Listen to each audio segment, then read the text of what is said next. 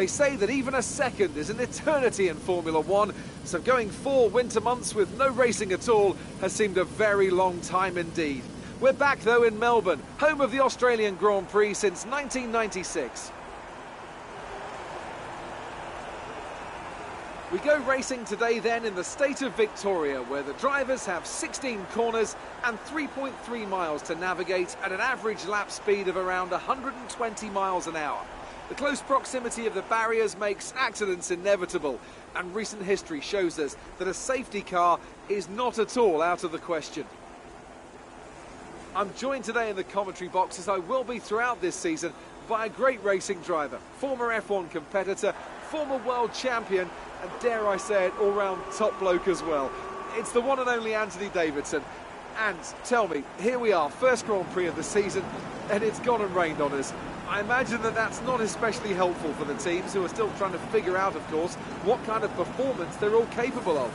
First of all, Crofty, and thanks for the glowing introduction, I just want to say it's a real privilege to be here. I can't wait to see what this competitive field has in store for us this season. Now, in regards to the weather, you're absolutely right. You know, we've just come here off the back of testing.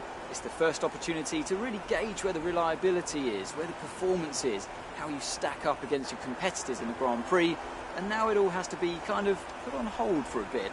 So now the question becomes, who can be adaptable? Who has the wet weather pace, and who can make best use of these difficult circumstances to come out on top in these conditions? Back row of the grid, not a great start to the season, so let's try and improve our position over the course of the race. So before the off, let's remind ourselves of yesterday's qualifying session with a look at the starting grid. Sebastian Vettel will start on pole.